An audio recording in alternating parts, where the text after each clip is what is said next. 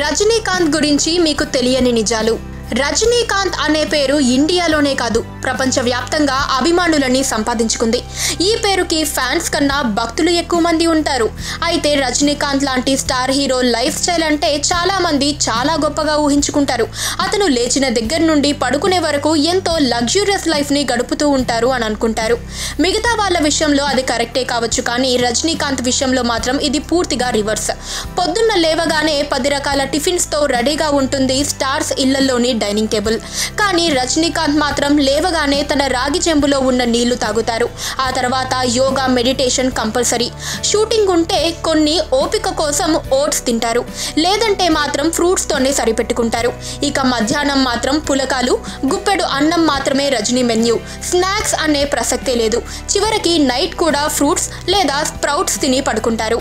విదేశాల్లో షూటింగ్ చేసినా ఇదే మెన్యూ ఉంటుంది.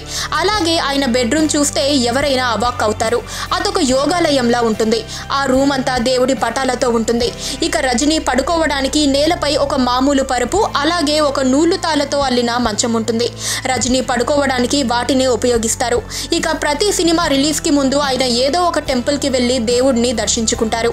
శివాజీ సినిమా రిలీజ్ కి ముందు కూడా తిరుమల తిరుపతి శ్రీ వెంకటేశ్వర స్వామిని దర్శించుకున్నారు. ఇక సంవత్సరంలో ఆయన ఫ్రెండ్స్ అంతా కలిసి ఏదో ఒక వెకేషన్ ప్లాన్ చేస్తే ఆ వెకేషన్ కి వాళ్ళతో పాటు చాలా క్యాజువల్ గా స్టార్ కాకముందు ఎలా ఉండేవారో అలానే వెళ్తారు. వాళ్ళతో వెళ్ళినప్పుడు అవసరమైతే రోడ్ పక్కన ఆగి టీ తాగటం, రోడ్ పక్కన భోజనం చేయడం వంటివి చేస్తారు. రామకృష్ణ పరమహంస, వివేకానందుడు, రాఘవేంద్ర స్వామి, మహావతార్ బాబాజీ, రమణ మహర్షిలను తన గురువులుగా భావిస్తారు. అందుకే రాఘవేంద్ర స్వామి మీద స్వయంగా నిర్మాతగా సినిమా తీసిన రజనీ మహావతార్ బాబా గురించి అందరికీ తెలియడానికి తీసిన బాబా సినిమాకి కథందించారు.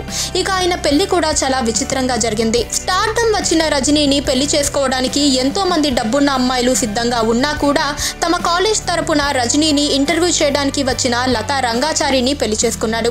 ఇప్పటికీ అప్పుడప్పుడు హిమాలయాలకు వెళ్లి అక్కడ తపస్సు చేసుకుంటున్న సాధువుల దగ్గర నుండి ఆధ్యాత్మిక విషయాలు అడిగి తెలుసుకోవటం రజనీకి అలవాటు. ఇక ఎప్పుడైనా ప్రశాంతత కావాలంటే మామూలుగా బట్టలు వేసుకొని దగ్గరలో ఉన్న గుడికి వెళ్లి కూర్చుంటారు. ఆయన్ని కారు చూసి గుర్తుపట్టాలి తప్ప మామూలుగా గుర్తుపట్టలేం. ఇక ఆయన ఎన్నో దానాలు చేస్తారు, కానీ ఒక్కదానికి కూడా పబ్లిసిటీ ఉండదు. అలా చేసిన దానం వల్ల ఉపయోగం ఉండదని రజనీ నమ్మకం. ఇవన్నీ ఎవరైనా ఒక మామూలు మనిషి చేస్తే పర్లేదు, కానీ ఒక సూపర్ స్టార్ హోదాలో ఉండి ప్రపంచమంతటా ఫ్యాన్స్ ఉండి ఎదిగిన కొద్దీ ఒదిగి ఉండటం ఒక్క రజనీకాంత్కే చెల్లింది. అందుకే హీ ఈస్ బాస్ అలియాస్ తలైవా. పక్కనే ఒక గంట సింబల్ కనిపిస్తుంది కదా, దాన్ని నొక్కారనుకోండి, మేం చేసే వీడియో అప్డేట్స్, నోటిఫికేషన్స్ అన్నిటితో మీ డివైస్లో వాలిపోతుంది.